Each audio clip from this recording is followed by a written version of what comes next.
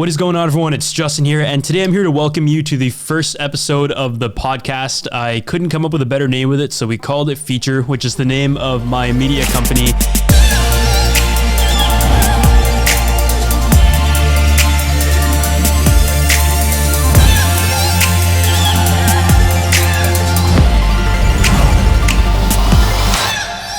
In this podcast, we're going to talk about a lot of things. I think when I was first asked about what I would like to talk about, I just want to talk about things I like, whether it's business, lifestyle, travel, fashion, sports, tech. I know it's very broad, and we are going to narrow down and also have guests on certain episodes that can talk more about each topic. I like to ramble. If you guys can tell in my videos, even though it is only like 15 to 20 minutes, I could talk for hours a lot of times. I'm sure you've seen that, and especially about things I enjoy. So I feel like the podcast is like the perfect platform to kind of complement the YouTube for you guys to learn more about myself, and for me to also give like tips and talk about some stories on like trips and just, anything. Pretty free flowing. I know that's not like the best way to always do it, but so I make YouTube videos. My main channel has over 500,000 subscribers. I've been making videos for like a decade now. So if you guys want to find me there, as well as all of our links, make sure you check them down below. And if you guys want to see some more highlights and future episodes of the podcast, we're also joined by a co-host, my friend Brandon, who has been in many industries, a lot of which that I personally like as well, including selling phones at Best Buy. As you guys know, I review a lot of mobile devices, and he switched over to real estate, podcasting, and we're using all of his equipment because we're still waiting for mine to arrive from Australia. I was in the fashion field for a little while. Back in 2015, I wanted to win this account called Outfit Grid, where you laid out your fashion on the ground and then you took a picture of it. And if you won, you'd get reposted. So all I wanted to do was win that. I started taking photos, started taking pictures, and I eventually won, and then won again, and then won again. And I got sort of obsessed with fashion, met up with a photographer, started taking photos a couple times a week, went from 10 to 20 to 30 to 40K, started collaborating with local guys. We started mixing clothes back and forth, and then created a YouTube channel off of that. And I think at some point along that journey, and that was like the era of Hypebeast. To put it that way. And then you guys made a YouTube channel and some of the influencer stuff as well. And you were also modeling with Alex at the time for Dangerfield, which is the company that I co-own now. And we still haven't found anybody else to model for the photos. So that's still your task. But we both like tech. We both like business. You're in real estate, which is an industry that I'm very interested in, even though I'm not as kind of knowledgeable in that field. Love interior design. And on that note, as a plug, I wouldn't be a professional if I didn't say this. I am a working realtor in Victoria, BC for the last few years now. If you or some of you know is looking to buy or sell real estate, head to my website at brandonfaber.ca. It's good to sit down and get this out of the way. We have filmed a few pre-intros, but this is the first one in the actual studio and seeing it all set up. Studio as in my mom's basement, but it came together pretty quick. I mean, I was at your house a couple months ago. I know you've had this podcast equipment for like many years now. We've seen the commercial shoots and the few sets, but I decided because we're all home right now, it may be a good time to start doing a podcast. It's something I've wanted to do for a while, but I think a lot of times when you're kind of busy with the thing that's bringing in the money, which was YouTube, it's hard to come up with like new ideas to want to spend time on. So I think this is the perfect opportunity. And so I had the idea of doing a slat wall. I've always wanted like a black slat wall like this. I think it just brings a lot of texture. I love LED lights, and these are from Nanlite. They're just hanging on some fishing wire. Hopefully it doesn't fall off mid-episode or run out of battery. And got this podcast stuff together. We have the table, the legs finally arrived, which is good. But all in all, I think what's different about this podcast project is that it's come together so quickly. Usually I take a long time to get started. My website's been in the works for like 7 years now. But yeah, this is all good to go. It's essentially temporary for now until I find an actual space. We've got all their lights here, but I thought we have all the equipment to make a high quality podcast. The knowledge is here. The interest, I know a lot of the audience also loves the combination of business and fashion and travel and all that. And I feel like that's something that I just haven't been able to talk as much about on my YouTube videos within like a 15-minute span of an episode. So in this first episode, I just thought I would introduce myself, talk a bit about like the journey, how long I've been doing videos for. I know a lot of times people will subscribe throughout the years and not really see kind of how the channel evolved from before. And we're also going to be doing a few more episodes that are going to talk about specifics into the business field, how marketing kind of powers the world, the importance of having business knowledge, whether or not you should go to university, with the opinion coming from a dropout like myself, and also real estate, how the social media side has changed the world for younger generation real estate agents like yourself, and how to differentiate from people who have been in the industry for a very long time. I also really want to include some like sports talk. I love Formula One and hockey, and how marketing and business differs between different leagues. Influencer field, there's a lot to talk about. I know tech is one aspect. There's also the lifestyle, the travel, the beauty industry, and how those are interconnected in the way you monetize your platforms, build the audience, and maintain it, and also the importance of like content production. And there's just so much to talk about. As you guys can tell, I love to go on tangents. We jump around on topics all the time, but I'm going to try to keep it as effective as possible. I'm learning as we go as well in terms of this podcast stuff. Brandon has more experience. I think it'd be a good opportunity to just, I'll talk about how I started on YouTube. And Brandon was also, we met up, I think, for dinner in, was it 2016 or so? I think it was at the end of that, when my channel was coming off of its worst year. And I think he's seen kind of the path of turnaround and how much I hated the videos I was making. And for anyone that doesn't know, he's been doing this a long time. Like, this isn't just something you picked up and been doing it a few years. Perhaps too long. Yeah. How long has that been?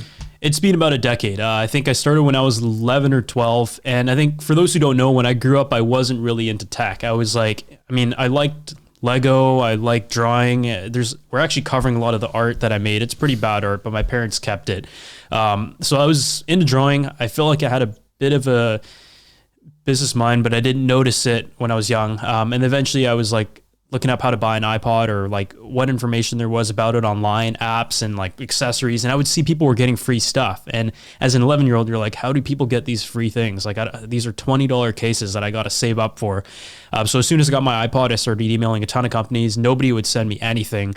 And it just went from there. I made like 300 videos on the iPod of like random stuff around the house. I think I reviewed like HDMI cables, printers, anything I could find. It was just like for the love of it. And eventually it evolved into the business, and there definitely was some growing pains. I think the reason why 2016 was such a bad year was because of the transition into sponsorships and like building the business side of it. And I must have gone too fast and not in the right way, where the growth in the audience was severely affected. And what was your first viral video? Like, you started producing videos through your iPod. What was the one that really set you in motion?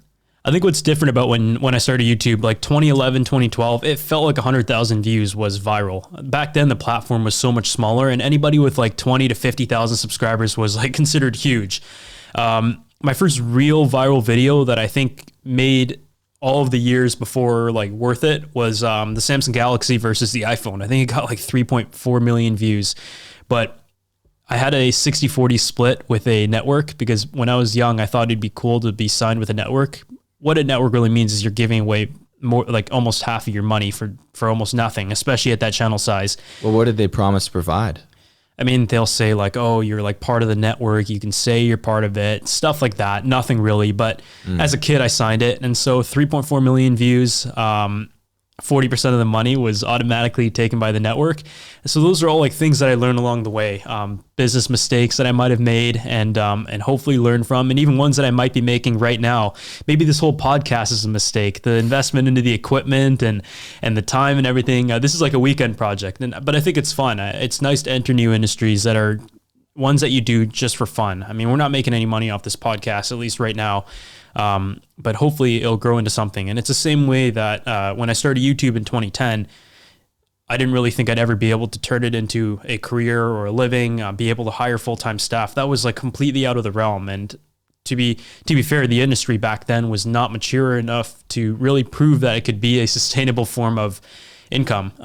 So it's cool to just start things for the love of it and eventually make it into your full-time thing. I think there's just so much out there in terms of opportunities nowadays. It's obviously a very saturated space, both in fashion and in tech, but with that comes opportunities, and it's just a matter of finding ways to get those opportunities. But going back to like the YouTube start thing, yeah, it's been a decade. And I would say when you look at the YouTube channel now, it's at 500,000 subscribers, and it's no secret that I haven't grown as fast as other people. But at the same time, there's a lot of creators that started back when I did who weren't able to continue. So I think the way I look at the YouTube right now is I'm lucky to be able to do what has been able to be done, been able to enjoy a lot of things from it, obviously check out a lot of great products, travel the world for free, and even be paid for it. I don't know if it's a good comparison, but it's almost like an athlete that's like played an entire career and has had a pretty solid career and has stayed in the league, but has not won a Stanley Cup. But at the end of that, you still feel like satisfied and no regrets kind of thing. And I feel like if YouTube was to end today, I'm pretty happy with where it's gone. But at the same time, the ultimate goal is still to at least just cross 1 million subscribers. And from then just continue to create stuff I enjoy. I'm sure like, yeah, YouTube side, you've been on the side of that as well with Fitzflow and kind of like the team aspect of it and seeing the growth of it. Love to hear some of your insight as well. Well, even before that, like you explained a lot there.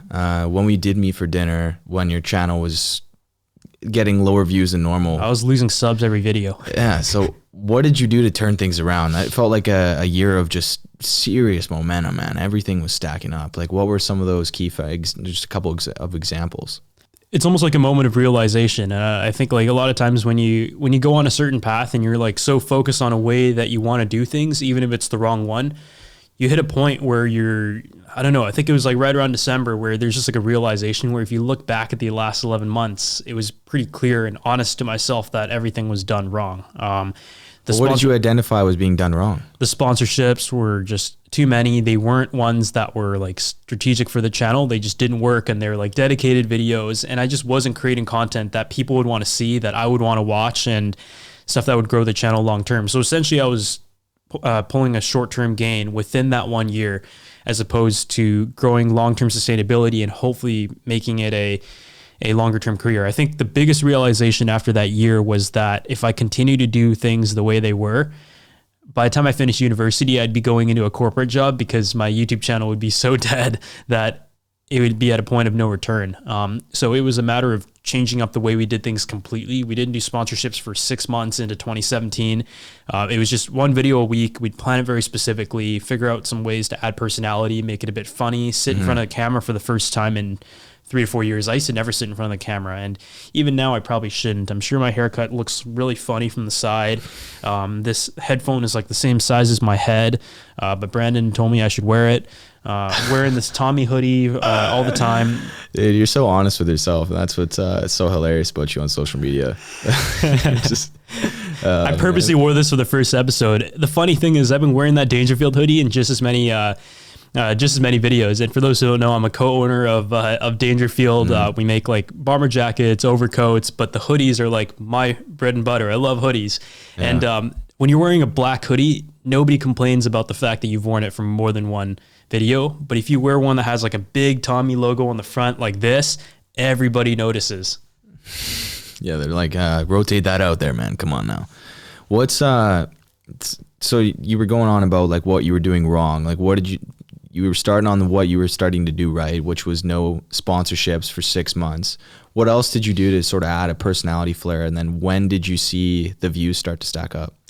I think it was just like approaching each video more carefully. Before it was like I'd be making a video to make a video, and I think the way that I look at it, I think Dave 2D, I used to talk to quite a bit when he was on his rise. Obviously, he's killing it right now. But I think what he told me was to look at your channel as a stock. It's worth a certain amount. An evaluation, you have stock price and like the equity. And each time you did a brand deal that was maybe not as beneficial to the channel or would affect your audience, it would be essentially like selling a stock. You'd be cashing in on it. Whereas if you play the long game, you can grow the overall equity. And in the future, if you decide to sell a couple stocks here and there, you're going to be able to make much more out of it as opposed to stopping the growth of your overall brand. And I think the beauty of YouTube is whether your videos make any money or not, if there's a video that gets a lot of views or it just looks good on your channel, it's like a portfolio piece, kind of like the Porsche Taycan video, which thankfully did decently. It's building the overall equity. It's always going to be on YouTube. People are always going to be able to find it. When you're working with a new client that makes a lot of sense, you can send them that as an example of what you're able to create. So I think the good thing about having a certain number of subscribers and a good level of income on a regular year right now is that it gives us the flexibility to try things that won't necessarily earn money, but they keep me excited as a creator and also build the overall like long-term as a brand. A lot of times it's just easy to get stuck on doing a certain type of videos over and over again. And because they work, you don't really go outside of your area of comfort. So I think what we really been trying to do with like the home videos and the setup makeover, which has now become a pretty profitable series, and also the Porsche Taycan video, is just to show where the best of our abilities from a production side is, in hopes of like being able to leverage it long term of content that we can produce, whether it's in the car industry or outside of that. And I know with Instagram as well, that's like one of those things where I think you were mentioning to me at that dinner that the personal brand is the most important thing. You could post a great photo, or you could even post a product photo of sitting at a restaurant and there's like the candle. I remember I've mentioned this story to you many times, but you were telling me that once your audience is at a point where it's very loyal and they follow the person for who they are and what they do. When you put yourself out there, like, this is the thing that's cool about you, man, is you're very honest with yourself and open about yourself. And I think that's what has helped shape a lot of your resurgence now is your honesty. And that's the type of content. And you talk about like let's see, a top tier actor, like who was the guy that just came out with a movie, Hemsworth. Let's say he took a picture of a candle. You think that's gonna get 1,000 likes? Like, no, man. It's Liam. He just adds a little caption about how the candle is inspiring to him, and that's that, because people what it means to their lifestyle.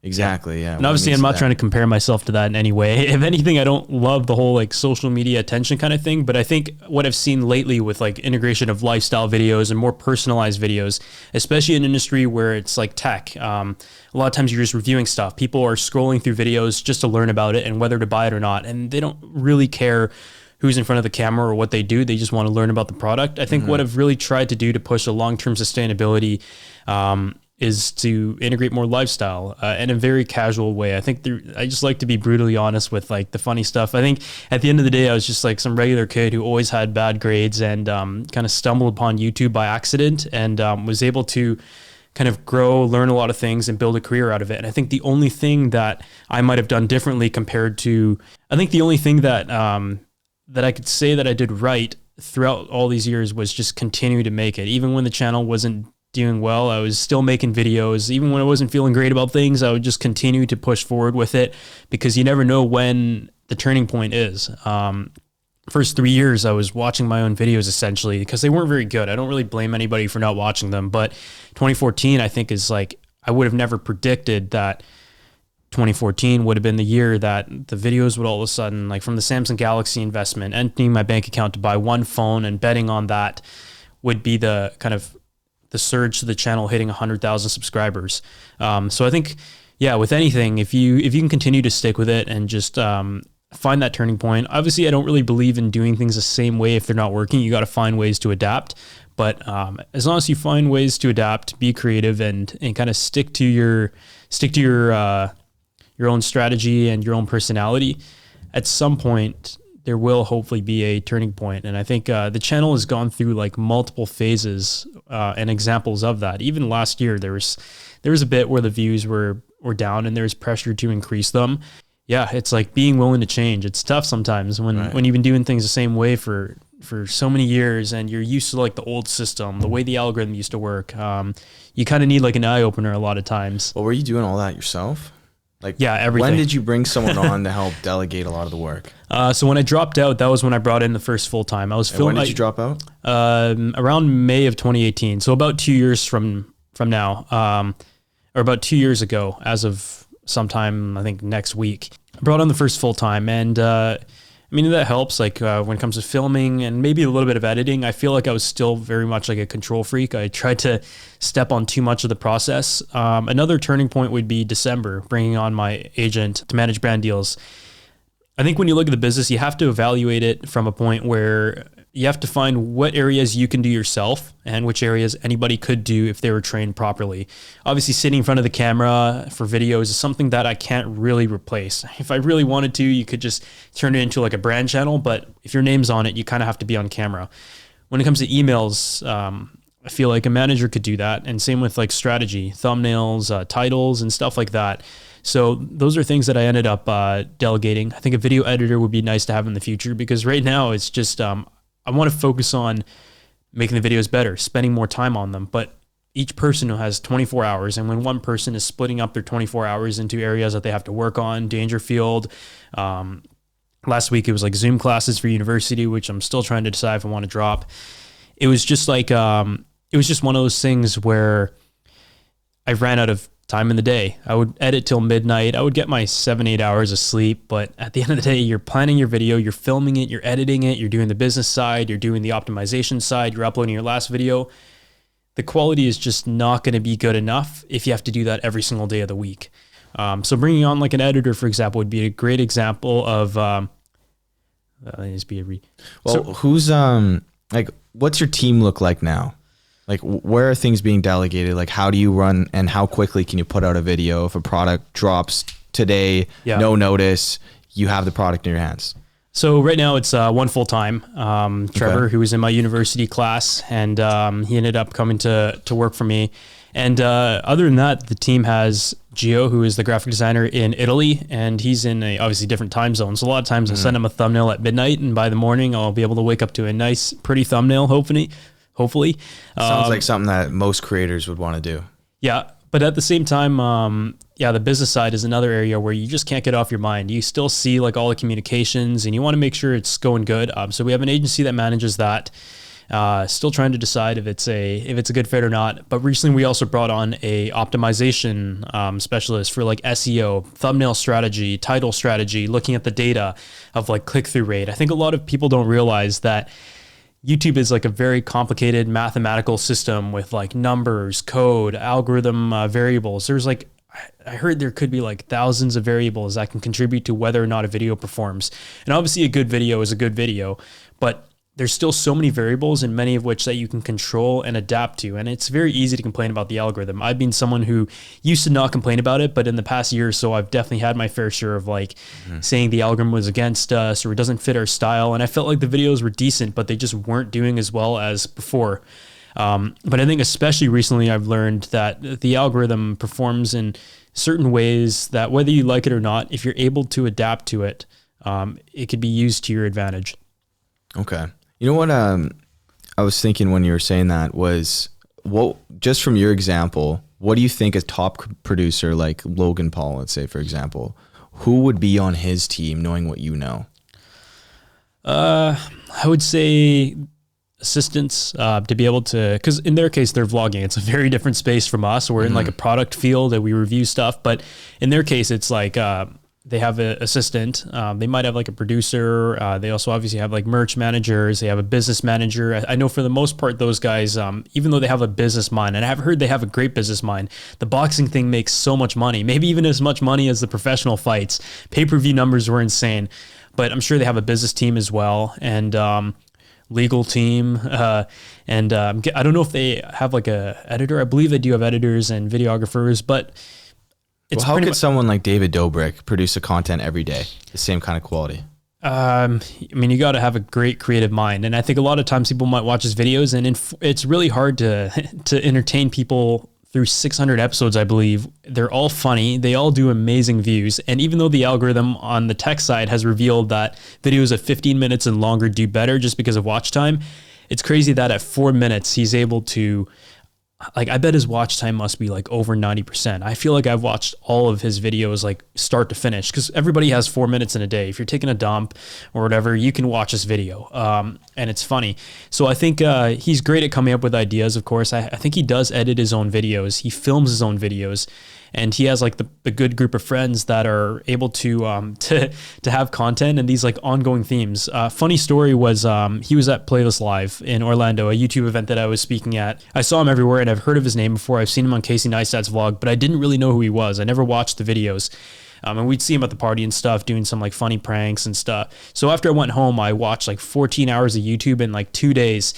And I had watched every single one of his vlogs up until I think his 420th. And from then I was hooked. Like I was watching every single one after that. They're all funny. And it's just something to look forward to each day. I think with Casey Neistat, what he's done before that was very special was he was able to excite you every single morning. He would upload it right around like morning Eastern time. And I have no idea how he was able to edit like that every day, but you would wake up and you'd have a new vlog to watch. And every day, you know, you would have the vlog to watch. Do you think there's an importance to that kind of consistency on social media now? Yes and no. I think there has been scrutiny on the YouTube system for pressuring creators to have to create content so constantly to be able to keep up. And I think it is true that if you don't make videos for like a couple weeks or even a month, a lot of times you feel like you're like left behind or you can't do that. There are creators like Shane Dawson who can make one video every 6 months and it's going to do well. There's like that level of hype for it. But generally speaking, I think there is a frequency bias to the YouTube algorithm. But at the same time, it is also important to find the medium between how much time you should spend on making a video better versus making more videos in general. Because like if my channel, for example, if I make 5 bad videos, they each get 15,000 views. How many views is that? It's like, I don't know how to do the math, but I think it's like 75,000. Whereas if I spend like a month making a great video and it does like 400,000 or 500,000 views, you break that down, the amount of time you spent making 4 videos versus a couple very good ones that perform, it makes sense to just make the better ones. So I think it's about finding that medium depending on your industry. And for example, right now, the turnaround time for like a very quick news video of like a new product coming out, we can get that done in maybe about 30 minutes to film and an hour to edit. And that might get more views in a video I spent like 2 weeks on. So it's hard to say. And I think the entertainment industry, Logan Paul, Casey Neistat, and vloggers is very different from like the product-based and influencer industry. And I think tech alone also has its own practices and mediums. And I've personally been trying to research each space and pull things together and figure out what the best way to do things is. I think what Casey Neistat did is something that not very many people are able to do, to be able to film like that every day. And I think New York's a perfect setting for that. It was almost like a movie in the city every day. Right. Well, New York's New York. Like, what are you doing now? Like, who are you paying attention to that you'd say is killing it? And then what are you taking from that? I think in the tech space, obviously MKBHD, he's killing it. I think the personality aspect of his videos, anything that he says, people can trust. He's very good at synthesizing information. What I feel like there is a bit of a void in the tech space though is like these like cinematic travel and lifestyle videos, day in life, and showing more of the behind the scenes. Because I think people in tech love their tech, and that's what they really focus on, and that's great. I think there's people who provide much better and more detailed information than I would, whereas I go more like the consumer approach, like what Best Buy would tell you after trying out all these things. And but I think I also love watching like travel creators. I think Sam Kolder is an amazing example. I think those videos, the B-roll just captivates you. It gets me excited. And a lot of times people will say like, oh, as a tech YouTuber, you don't need to spend this much money on equipment. You can film it on an iPhone. You can film it on a camera that costs as much as the memory card that's in that thing right now. What I would say is, after being in the industry so long, you can get bored of things quickly. And the whole like being able to try out new equipment, push the boundaries of quality, hopefully, and content, which is something I'm trying to work on, is important to keep you excited. Well, you're not just an informant. You're still a creative at the baseline.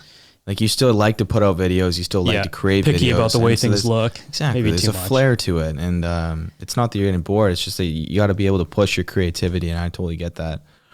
Do you see like there's almost like a molding now of like, when Sam Kolder came up, I remember he was huge, man, because no one had ever seen that sort of cinematography done. Do you think a lot of people pulled his sort of cinematography and started integrating it into fields like tech space? I haven't seen too much in the tech space, but I think in terms of like videography, Sam Kolder is like the benchmark for that space. He's done an amazing job. And I think what a lot of people don't know is how young he is. He's like, I believe he's only a couple years older than me. I think he's younger than you. People don't know how young you are. You are? 23 actually. No, I turned 23. Was it Friday? Know his birthday. Something like that. I don't know. I don't care. I don't give a fuck about a birthday. I think birthdays are so stupid. Did you just say your birthday's on Friday? Last Friday, but I forgot about it. But this is the kind of guy he is.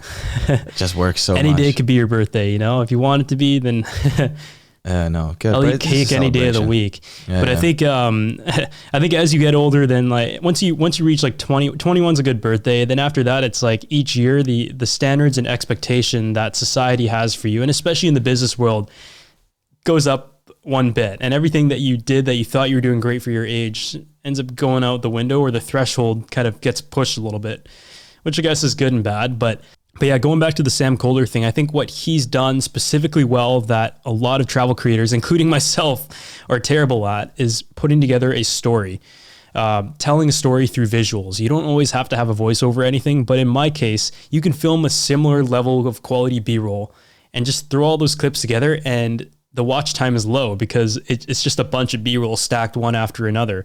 I'd like you to talk about a bit like the personality side. I think what you guys did with Flitzflow was just a couple guys who loved what they did or love fashion, and we're just having like casual conversations about putting together fits, and like the content side and like setting up the cameras and everything was more of like a means to just broadcast it to people. But you guys focus a lot on like content and personality, and that's something that I'm still trying to work on. So I'd like if you like talk about kind of how you, what your approach to that is, and how to integrate that in social media.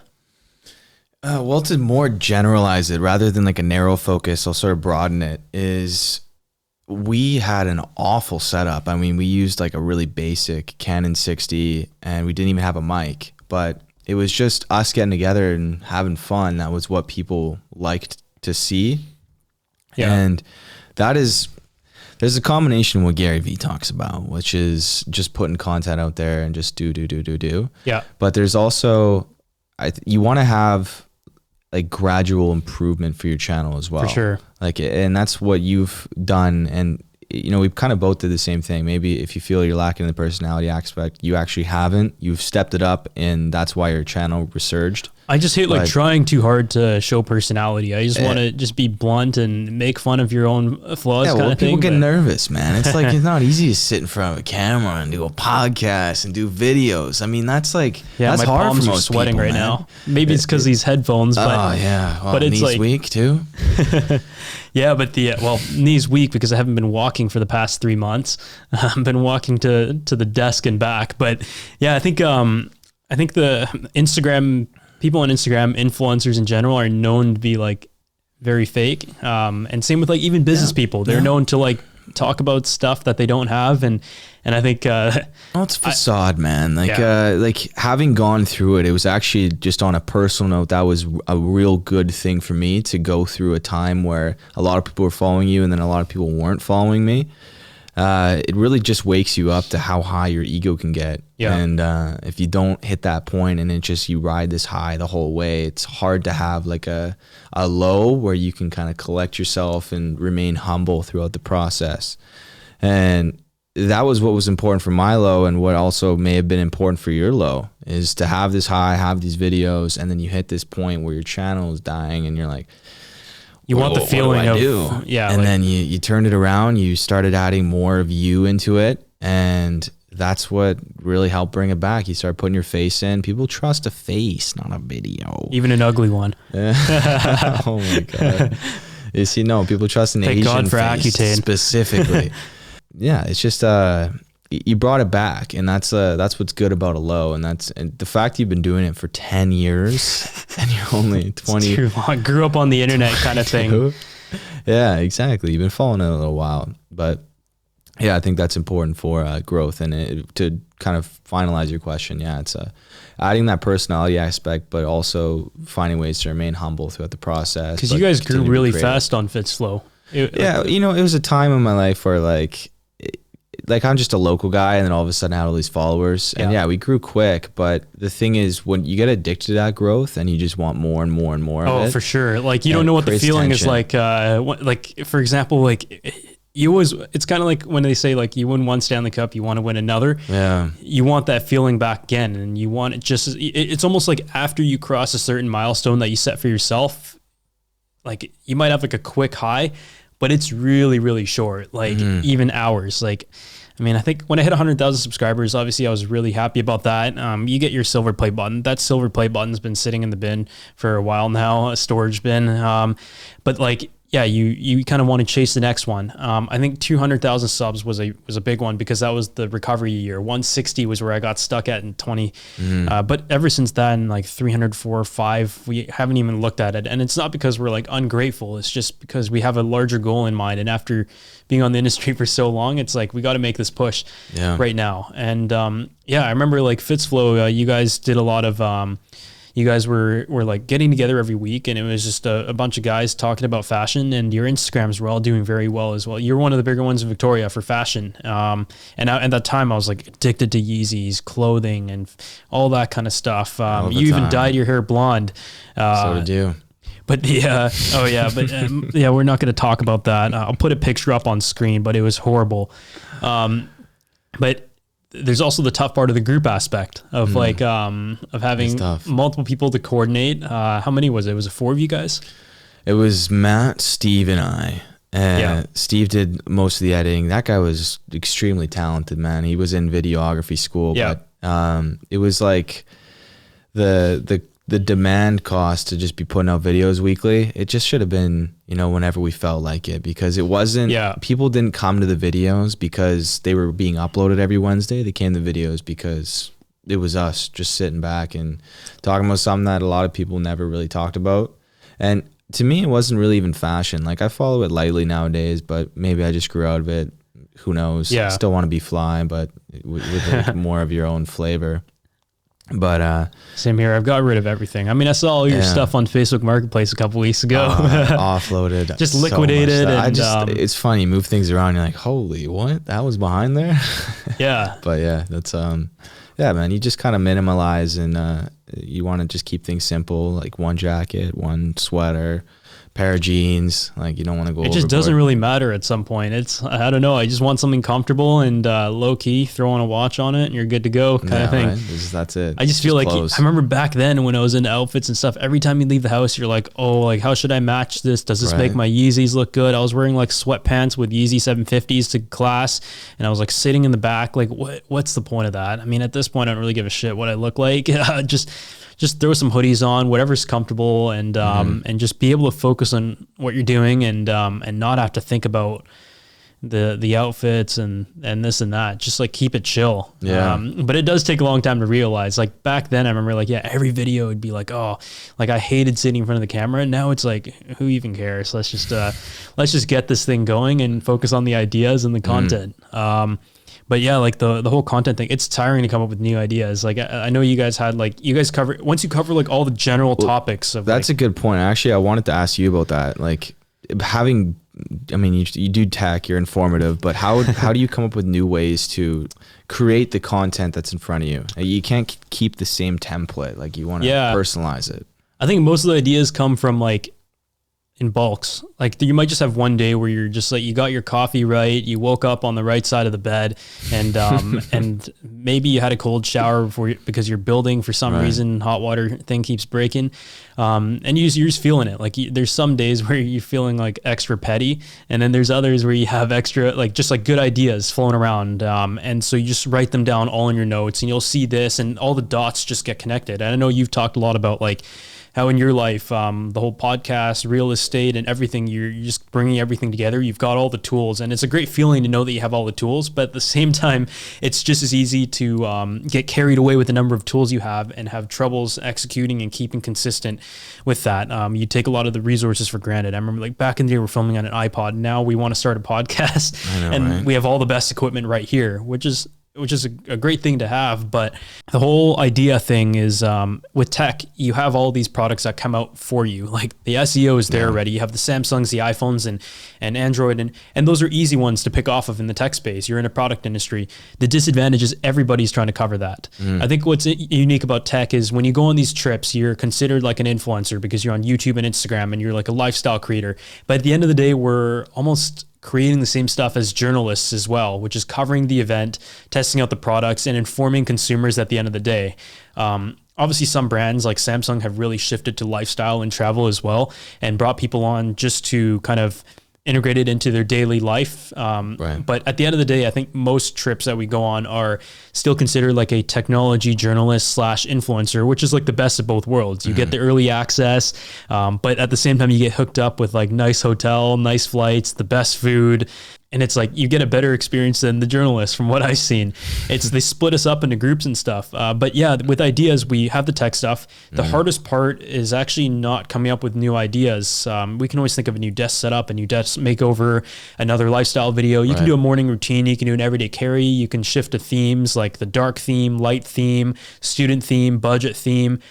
I've in the past really tried to stretch out series and try to make them a bit better each time. The home series was one where we did must have been like 10 videos, the desk setup stuff. I used to really push the lifestyle of clothing and shoes as well, but then I got a bit bored of clothes and shoes.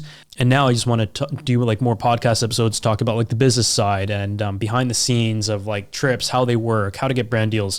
Because I just think it's more valuable that people can apply their lives. I know with like fashion, a lot of times people create channels that are, and like Instagram pages that are made so that other people can want what they have. But I think putting substance behind it and actually teaching stuff is equally as important, and show that it's possible to reach that. That's a bit of a tangent big reason. On the idea. Well, that's what you brought up there in that last point, was a lot of the reason why I felt compelled to get on the podcast with you, is because there's a lot of, having known you a little while, when we sit down, I always leave there feeling like, holy, Justin knows a lot about the media side, because you've been doing this a long time. You've put in your 10,000 hours, as they say.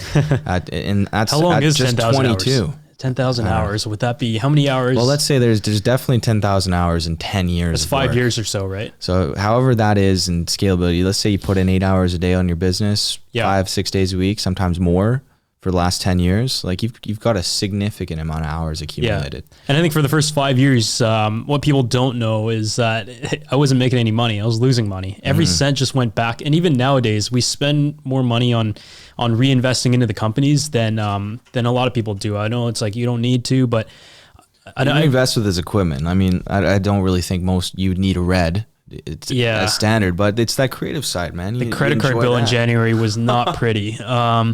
But I think it's like the whole 10,000 hours thing. It's true that the first 5 years of YouTube, I was literally, I mean, I had the advantage that I had was that I started young. So I was living in my parents' house. I never had to pay for food, but at the same time, my parents didn't buy me anything. I didn't have a phone I was like one of the last people to have a phone in my class, which is funny. I didn't have texting until grade 11. It was just a speed dial phone that had 3 contacts.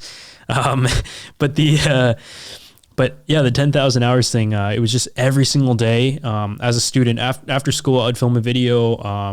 My parents made me learn piano and Chinese, so I had to sit down. Did you enjoy it? No, I hated it. But it did make me value time. And I think it might have helped like brain development, memorization. My mom put me in piano for the same reason. Yeah, I had to practice an hour a day. Going around that every mother read. Oh yeah. Well, my mom's a piano teacher, so she would sit there and watch me practice for an hour a day. And then as soon as I would be done, I would run upstairs and start filming some videos. But I was making jack shit. I was making like a penny a month for a little bit. And did your parents want you to do a YouTube channel? No, they did. They made me use an alternate name. I used to call myself Jeremy online. And I didn't show my face either. But eventually it took a lot of years to convince them that it was like a realistic business. And now they understand it quite a bit. I think my dad supports it, but he doesn't understand it as much. A little bit older, but but my mom kind of sort of knows how it works now. So yeah, it's a lot of times people see what you have today, because as you get larger, it's easier for new people to find you, and they assume that you've always had what you had, and they'll say, oh, your parents bought it for you, which I mean is a valid claim, because if you look at me, I'm like 20, 22, between that age, and a lot of people drive a nice car, have your own condo. Yeah, I get it. And I remember when you bought your condo, it's have your parents, and I know this, but I want to ask it for the people that are listening. Did your parents support you all the way through this? Like, yeah, they did. I mean, they did want me to go to school, and they forced me to go to university out of. They did, yeah. While you had how much were you making? Well, we'll talk about that in the next episode on its own, because it's its own discussion. But I think the bottom line is that that it doesn't really come easy. And if you're someone like me who was not really naturally made to be on content, I used to be terrible at public speaking. I hate being in front of the camera. I'm still working on it and trying to be better at it. But if you find your strengths, which in my case was the business side and also just having an eye for content a little bit, even if it wasn't the best in the industry, if you just continue pushing at it, eventually it'll pay off. And obviously people can say now we're getting overpaid a lot for campaigns. Like some of these campaigns are the amount that an average person would make an entire year just off of 1 or 2 videos. But it definitely did take its share of work. And if you're starting in your 20s especially, it's going to be a big grind in terms of balancing your time and committing the time that you would otherwise use to like hang out with friends, go out, enjoy life. The side hustle will take up all of that time, but hopefully it will be worth it one day. So I think that's like kind of an intro for the first episode about like the direction of media, where I came from. And I know we're trying to work on my tangents and jumping around on topics, but if you guys have any suggestions, episode 1. Yeah. If you guys have any suggestions, just drop them down below and what we can improve. I hope we have the whole technical side down and everything looks good. But thank you guys so much for listening to the first episode. And in the next episode, we're going to talk about university, my experience with that, and how to make the decision as to whether you should drop out and just kind of my story in that aspect.